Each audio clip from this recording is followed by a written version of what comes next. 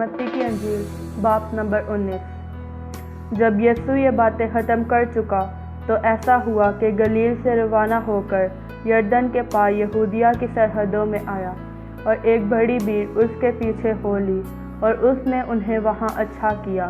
और फरीसी उसे आजमाने को उसके पास आए और कहने लगे, क्या हर एक सबब से अपनी बीवी को छोड़ देना रवा है?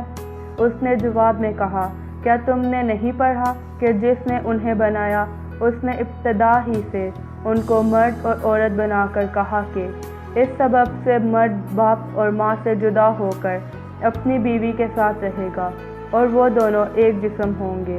बस वो दो नहीं बल्कि एक जिस्म हैं। इसलिए जिसे खुदा ने जोड़ा है उसे आदमी जुदा ना करे। उन्होंने उससे कहा, फिर मूसा ने क्यों हुक्म दिया है कि तलाकनामा देकर छोड़ दी जाए? उसने उनसे कहा कि मूसा ने तुम्हारी सख्त दिली के सबब से तुमको अपनी बीवियों को छोड़ देने की इजाज़त दी, मगर इब्तदा से ऐसा ना था। और मैं तुमसे कहता हूँ कि जो कोई अपनी बीवी को हरामकारी के सिवा किसी और सबब से छोड़ दे और दूसरी से ब्याह करे वो ज़ना करता है, और जो कोई छोड़ी हुई से ब्याह कर ले वो भी ज़ना करता है। शागिर्दों ने उससे कहा कि अगर मर्द का बीवी के साथ ऐसा ही हाल है तो ब्याह करना ही अच्छा नहीं।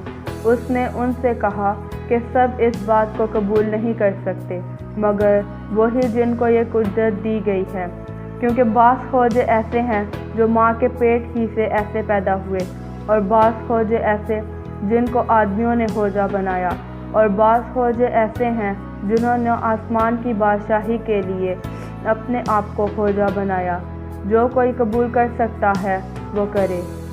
उस वक्त लोग बच्चों को उसके पास लाए ताकि वो उन पर हाथ रखे और दुआ दे, मगर शागिर्दों ने उन्हें झिड़का। लेकिन यीशु ने कहा, बच्चों को मेरे पास आने दो, उन्हें मना ना करो, क्योंकि आसमान की बादशाही ऐसों ही की है। और वो उन पर हाथ रखकर वहाँ से चला गया। और देखो, एक शख्स ने पास आकर उससे कहा, ऐ उस्ताद, मैं कौन सी नेकी करूं ताकि हमेशा की ज़िंदगी पाऊं? उसने उससे कहा कि तुम मुझसे नेकी की बाबत क्यों पूछते हो? नेकी तो एक ही है, लेकिन अगर तू ज़िंदगी में दाखिल होना चाहता है तो हुक्मों पर अमल कर। उसने उससे कहा, कौन से हुक्मों पर? यीशु ने कहा, ये कि खून न कर, ज़ना न कर, चोरी न कर, झूठी गवाही न दे, अपने माँ की और अपने बाप की इज़्ज़त कर, अपने पड़ोसी से अपने मानित मोहब्बत रख। उस जवान ने उससे कहा कि मैंने इन सब पर अमल किया, अब मुझ में किस बात की कमी है? यीशु ने उससे कहा, अगर तू कामिल होना चाहता है तो जाकर अपना मालो असबाब बेच कर गरीबों को दे, तुझे आसमान पर खजाना मिलेगा, और आकर मेरे पीछे हो ले। मगर वो जवान ये बात सुनकर गमगीन होकर चला गया, क्योंकि बड़ा मालदार था।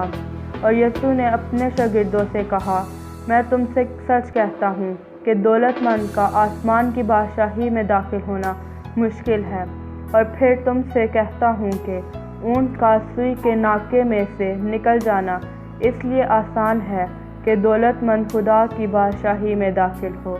शागिर्द ये सुनकर बहुत ही हैरान हुए और कहने लगे कि फिर कौन निजात पा सकता है? यीशु ने उनकी तरफ देखकर कहा, ये आदमियों से तो नहीं हो सकता, लेकिन खुदा से सब कुछ हो सकता है। इस पर पतरस ने जवाब में उससे कहा, देख, हम तो सब कुछ छोड़कर तेरे पीछे हो लिए, बस हमको क्या मिलेगा? यीशु ने उनसे कहा, मैं तुमसे सच कहता हूँ कि जब इब्ने आदम नई पैदाइश में अपने जलाल के तख्त पर बैठेगा तो तुम भी जो मेरे पीछे हो लिए हो 12 तख्तों पर बैठकर इस्राएल के 12 कबीलों का इंसाफ करोगे। और जिस किसी ने घरों या भाइयों या बहनों या बाप या माँ या बच्चों या खेतों को मेरे नाम की खातिर छोड़ दिया है उसे 100 गुना मिलेगा और हमेशा की ज़िंदगी का वारिस होगा। लेकिन बहुत से अव्वल और आखिर हो जाएंगे और आखिर अव्वल। आमीन।